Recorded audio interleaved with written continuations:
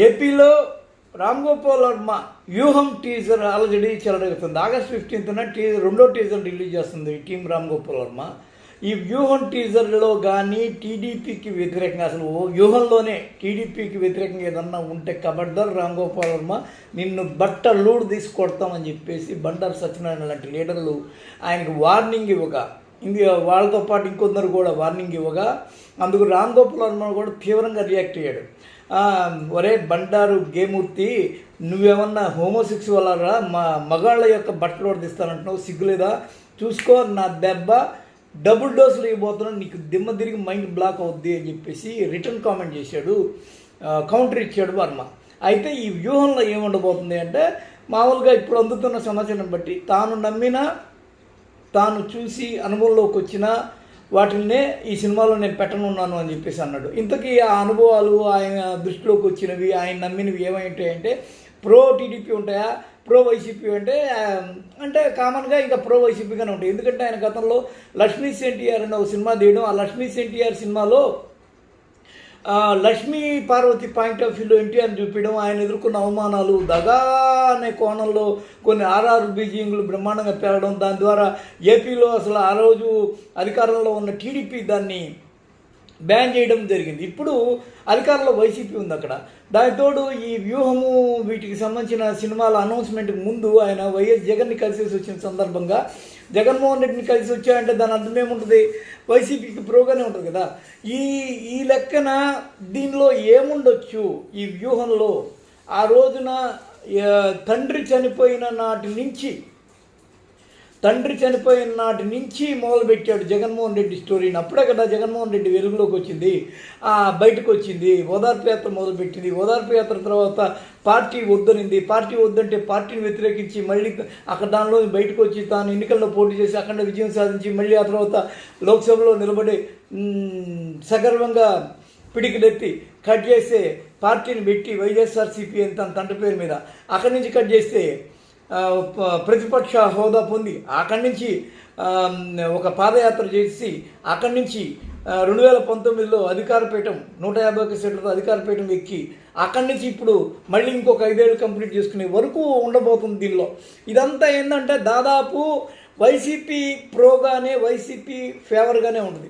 ఇకపోతే టీడీపీని తప్పుగా చూపిస్తే అనేది ఇప్పుడు ఒక పెద్ద సబ్జెక్టు. టీడీపీ అనగానే తొలి రోజు నుంచి దాని బీజం చంద్రబాబు. ఇప్పుడు ఫస్ట్ డే 1 ఎన్టీఆర్ హయాంలో దాని బీజం పడ్డము అనేది ఒక చరిత్ర. కానీ చంద్రబాబు హయాం నుంచి మొదలు పెడితే అది తొలి రోజు నుంచి తప్పుగానే ఉంటుంది. దాన్ని ఎవరు చూసినా కానీ డైరెక్ట్గా చంద్రబాబు యొక్క హిస్టరీ కానీ, తెలుగుదేశం తాను పరిపాలనలోకి తీసుకొచ్చిన తెలుగుదేశం హిస్టరీని చూస్తే అక్కడి నుంచి అది తప్పుగానే ఉంటుంది. ఆయనకే నచ్చదు. ఆయన ఆ రోజు నేను ఎందుకు చేశానని ఆయనే మొన్న హాస్పిటల్లో కూర్చొని ఏడ్చి బాధపడ్డాడు. ఆ రోజుల్లో మనం అంతా ఎంత బాధపడ్డాం, ఎంత ఇచ్చేసాం, ఎంత అద్దేశం అని చెప్పి ఒకరికొకటి బావమరుదులు మాట్లాడుకున్నారు కదా. అంటే ఎవరికో వెళ్ళిపోతోంది అనే ఒక దీన్ని అక్కడ ప్రవేశపెట్టి ఆ తర్వాత చేజారిపోతుంది పార్టీని కాపాడుకోవడము అనే ఒకనొక యాంగిల్ని ఎస్టాబ్లిష్ చేసి ఒకప్పుడు యుగకర్త శకకర్త అయిన ఎన్టీఆర్ని ఆకాశానికి ఎత్తిన పేపర్లు, ఈనాడు లాంటి పేపర్ల ద్వారా ఆకాశానికి ఎత్తించి వైస్రాయ్ హోటల్ ఘటనని క్రియేట్ చేసి ఆయన చంద్రబాబు కనుక తక్కువ మంది ఉన్నా కానీ ఎక్కువ మంది ఉన్నారు అన్నట్టు బూచిగా చూపి అక్కడి నుంచి ఆయన ఒకరి గుప్పెట్లో బందీ అన్న కోణంలో ఆయన్ని కీలుబొమ్మని చేసి ఆడించి ఇవన్నీ టీడీపీ గురించి ఒకళ్ళు ప్రత్యేకంగా గొప్పగా చెప్పలేరు. కనీసం ఒక తెలుగు తమ్ముడు అనేవాడు కూడా వచ్చి నేను నా టీడీపీ గురించి గొప్పగా చెప్పుకుంటానని చెప్పలేడు. ఎందుకు అంటే టీడీపీ అనే ఈ రోజున చంద్రబాబు చేతిలో ఉన్న టీడీపీ అనేదే అది ఒక తప్పుల తడక. ఎందుకు తప్పుల తడక, నువ్వు ఎందుకు ఇంత స్పష్టంగా చెప్తున్నావు అంటే, మీరు కావాలంటే బాగా వాచ్ చేయండి. ఎన్టీఆర్ అనేవాడి పరిపాలన టీడీపీ అనుకూల సామాజిక వర్గమైన కమ్మ సామాజిక వర్గానికి బొత్తిగా ఇష్టపడలేదు అనేది చరిత్ర. ఆయన ఏంటంటే రైస్ మిల్లులు, ఆయన ఏంటంటే సినిమాలు, ఆయన ఏంటంటే సారా, వీటన్నిటిలో స్లాబ్ సిస్టమ్ తెచ్చాడు. మామూలుగా చాలామంది ఏమనుకుంటారంటే ఎన్టీఆర్ పరిపాలన బ్రాహ్మణ వ్యతిరేక పరిపాలన. ఆ రోజున కరణం బ్రాహ్మణుని, నియోగ బ్రాహ్మణుని ఆయన తొలగించడం వల్ల ఆయన బ్రాహ్మణ వ్యతిరేక అయ్యాడు. ఆయన్ని వాళ్ళు శపించారు. తర్వాత రోజుల్లో ఆయన దిక్కులేని చావు తెచ్చాడు. ఇదంతా బ్రాహ్మణ శాపం అని అంటారు. నిజంగా వాస్తవం ఇదంతా కమ్మ శాపం. ఎందుకంటే కమ్మ సామాజిక వర్గీయులు యొక్క అదుపులో ఉన్న సారా, రైస్ మిల్లులు, ఆ తర్వాత సినిమా హాళ్ళు ఇవేవి కానీ సజావుగా వాళ్ళకి లాభదాయకంగా లేకుండా పోయేవి. ఆయన ఎన్టీఆర్ అనేవాడు కమ్మ సామాజిక వర్గాల్లో పుట్టినా దాన్ని దాటేశాడు. ఆయన ఎప్పుడైతే ఆయన దాటేశాడో ఆ దాటేసిన దాన్ని అతీతంగా పరిపాలన చేయాలని చూశాడు. అది ఇక్కడ వీళ్ళకి కంటకింపుగా మారింది. ఈ కంటకింపుగా మారిన ఈ వ్యవహారాన్ని వాళ్ళ దృష్టిలో పెట్టుకొని ఒక రోజుల్లో నాదెండ్ల నుంచి ఎలా పార్టీని రీకలెక్ట్ చేశారో, నువ్వు ఎన్టీఆర్ నుంచి కూడా నీకు అనుభవం ఉంది కాబట్టి ఎన్టీఆర్ నుంచి కూడా పార్టీని మన గుప్పిట్లోకి తెచ్చేయి అని చెప్పి తెచ్చి చేసిన ఒక ప్రయత్నమే వెన్నుపోటు డ్రామా. ఈ విషయంలో మనం చెప్పుకుంటూ పోతుంటే ఇక్కడ టీడీపీ అనేది పనికిమాలిన వేదవా చవట దద్దమ్మ సన్నాసి అన్నట్టుగానే కనిపిస్తుంది. నేను టీడీపీ అభిమానిగా ఒళ్ళు కోస్తే రక్తం బదులు పసుపు నీళ్ళు గారినా కానీ నేను చదువుకుంటే ఈ చరిత్ర నాకు రోమాంచితంగా ఉండదు, జుగుప్సాకరంగా ఉంటుంది. ఇది వాస్తవం. ఇది అలా లాభదాయకమైన వ్యవహారంలో భాగంగా మనకు లాభాలు వచ్చే పరిపాలన చేయాలన్న ఒక కృతనిశ్చయంలో భాగంగా ఎన్టీఆర్ నుంచి పార్టీని లాగేసినప్పుడు మరి అది ఎంత సంతోషంగా ఎలా ఉంటుంది. ఆ తర్వాత కూడా ఎన్టీఆర్ తర్వాత ఆయన పరిపాలించిన పరిపాలనలో ఇంతవరకు ఒక్కసారి అనుకుంటా, ఆ తర్వాత అంతా ఎగుడు దిగుడు వ్యవసాయమే, ఎక్కడ ఒంటరిగా పోటీ చేసి గెలవని ఒక దుస్థితి. మొన్నటికి మొన్న నేను అద్భుతమైన పరిపాలన అందించానన్న నమ్మకంతో ఒంటరిగా పోతే లాస్ట్కి ఏమైంది, దడేళ్ళని కింద పడ్డాడు. ఈ క్రమంలో చంద్రబాబు లేకపోతే ఆయన పరిపాలన టీడీపీ గురించి గొప్పగా ఉండే ప్రసక్తే లేదు. అమరావతి వ్యవహారం చూస్తే అమరావతి ఏకైక రాజధాని ఈరోజు కూర్చొని ఏడుస్తున్నాడు. మరి అమరావతిని అంత స్కామ్గా ఎందుకు మార్చావు? ఇప్పుడు అక్కడ పోయి అడిగితే ఎవరైనా ఏం చెప్తారంటే, ఇక్కడ ఒక 20,000 ఎకరాలని 4 నుంచి 5 లక్షలు కొనేశారు సార్, వాటిని 4-5 కోట్లతో అమ్ముకునే ప్రయత్నం చేశారు సార్, దీనిలో మంత్రులు ఉన్నారు, ముఖ్యమంత్రి యొక్క వ్యూహాలు ఉన్నాయి, ఇవన్నీ ఉన్నాయి అని చెప్పేసి బోరుమని ఏడుస్తున్నారు. దీంతో అక్కడ ఏకంగా 2 ప్రాంతాలు, ఇప్పుడు రాజధానిని ఆయన అద్భుతంగా పరిపాలించే వాళ్ళు అడుగుతున్న ఒకే ఒక లాజిక్, మంగళగిరి తాడికొండని ఎందుకు ఓడిపోతాడు సార్ చంద్రబాబు అని. ఎందుకంటే అక్కడ స్కాములే కారణం. ఆ స్కాముల్లో వీళ్ళు బాగా పీకలో తిరుక్కుపోవడం వల్ల, బీభత్సమైన ప్యాకేజీలు తమ చుట్టూ తిప్పుకోవడం వల్ల, బినామీ ఆస్తులను కూడబెట్టుకోవడం వల్ల, ఇవన్నీ సామాన్యుడు అక్కడ ఓటర్ చూడడం వల్ల అక్కడ పడింది బొక్క. ఏకంగా చంద్రబాబే గుంటూరు కార్పొరేషన్ ఎన్నికల్లో మీరు కానీ ఇక్కడ కానీ టీడీపీని గెలిపించుకోలేకపోతే మీరేమవుతారు అంటే, రాజధాని ఇక్కడ వద్దని చెప్పిన వాళ్ళు అవుతారు అన్నాడు. అయినా ఓడిపోయాడు.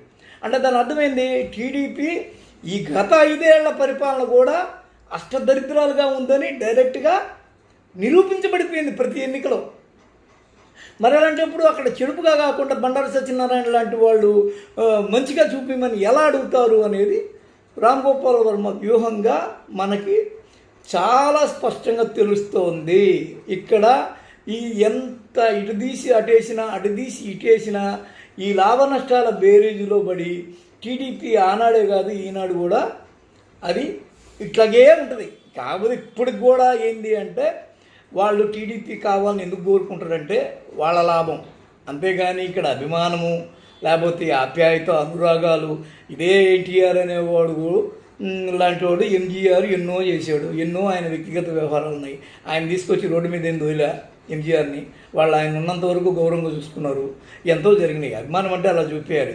మన లాభ నష్టాల బేరీలో పడి మన పార్టీ కాదు అది, మన కంపెనీ వస్తే మనకేదన్నా ఒక కాంట్రాక్ట్ దొక్కుతుందేమో అన్న అభిప్రాయం తప్ప, టీడీపీని ఆరాధించే వాళ్ళకి టీడీపీ అనేది ఒక పార్టీ అని, అది జాతీయ భావాలతో కూడుకొని ఉంటుందని ఏముండదు.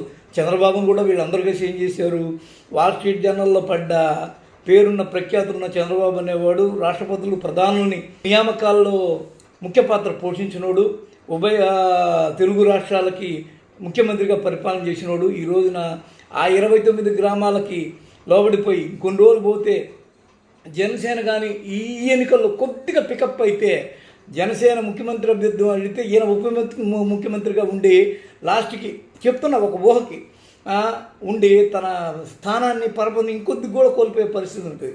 ఈ క్రమంలో ఉన్న టీడీపీని అక్కడ చూస్తే యువగంగాళం ఆయన చూస్తే లోకేష్ బాబు ఆయన ఏం మాట్లాడుతాడు ఆయనకి తెలియని దుస్థితిలో భవిష్యత్తు అంధకారంగా ఉంటే ఇంకా భవిష్యత్తు గొప్పగా ఎలా కనిపిస్తుంది టీడీపీ నాయకులకి? వాళ్ళే కూర్చొని నేడుస్తున్నారు పార్టీ లేదు బొక్క లేదని. ఈ క్రమంలో ఎక్కడి నుంచి వస్తుంది పార్టీకి గొప్పదనం? ఎక్కడిది అఖండ ప్రతిష్ట? ఎక్కడిది గొప్ప ఒక హావభావ విన్యాస చరిత్ర? ఎందుకు ఆయన సరళంగా గొప్పగా మాట్లాడలేకపోతున్నాడు? నాయకత్వాన్ని అక్కడెక్కడో పెట్టినట్టు ఒంగోలులో అసలోడు వచ్చే వరకు కొసలోడికి పండగ అని అట్లా ఉంటుంది కదా, అసలోడిగా కాలేకపోతున్నాడు కదా లోకేష్ బాబు. అంటే ఇటు ప్రస్తుత వర్తమానం అటు భవిష్యత్తు రెండు అంధకార బంధురం, గతం అంతకన్నా ఘోరం. ఈ క్రమంలో టీడీపీ గురించి ఎవడు కూడా డైరెక్ట్గా చంద్రబాబు నాయుడు తీసినా కానీ డైరెక్షన్లో, లేకపోతే ఆయన మామూలుగా ఈ డైరెక్టర్ నమ్ముతుంటాడు కదా, గోదావరి పుష్కరాలు ఇప్పుడు బోయపాటి సీను కదా పెట్టి అక్కడ ఆ డెకరేషన్ అంతా చేసింది, ఆయన పెట్టి తీసినా కానీ సినిమా వ్యూహానికి ప్రతి వ్యూహం అనే పేరుతో బొక్కలు ఇన్ని కనిపిస్తాయి. ఆ బొక్కలు పూడ్చడాక డైరెక్టర్ సావాలి. That's it.